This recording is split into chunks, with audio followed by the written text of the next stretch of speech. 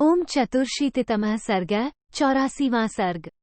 लक्ष्मण का अश्वमेध यज्ञ का प्रस्ताव करते हुए इंद्र और वृत्रासुर की कथा सुनाना, वृत्रासुर की तपस्या और इंद्र का भगवान विष्णु से उसके वध के लिए अनुरोध।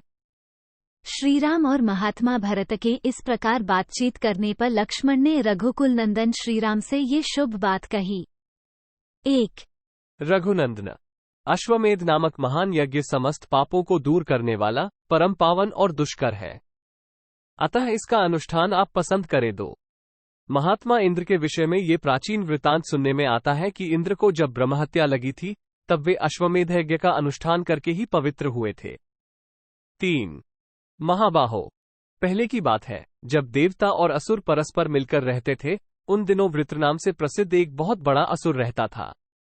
लोक में उसका बड़ा आदर था। 4। वह 100 योजन चौड़ा और 300 योजन ऊंचा था।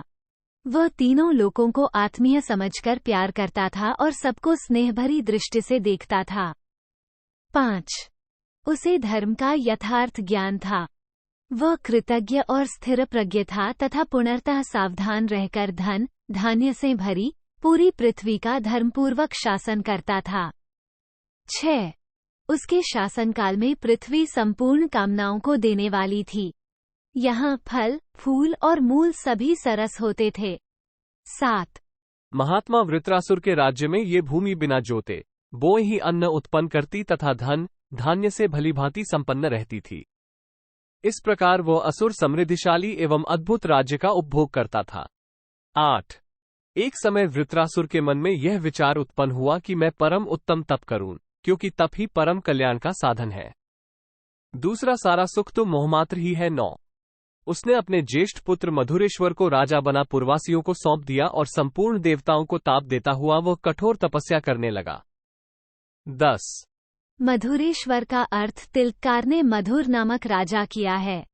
रामायण शिरोमणिकार ने मधुर वक्ताओं का ईश्वर किया है तथा रामायण भूषणकार ने मधुर सौम्य स्वभाव का राजा अथवा मधुरा नगरी का स्वामी किया है।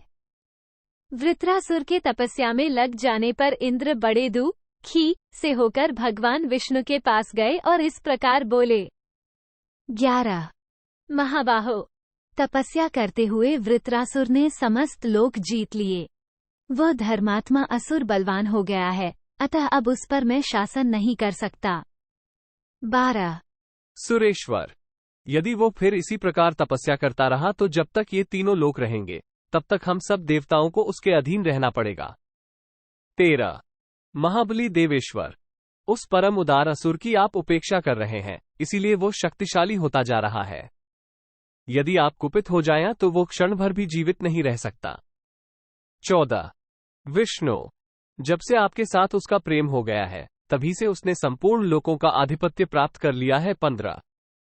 अतः आप अच्छी तरह ध्यान देकर संपूर्ण लोकों पर कृपा कीजिए। आपके रक्षा करने से ही सारा विश्व शांत एवं निरोग हो सकता है। 16। विष्णु, ये सब देवता आपकी ओर देख रहे हैं। वृत्रासुर का वध एक महान कार्य है, उसे करके आप उन देवताओं का उपकार कीजिए। 17।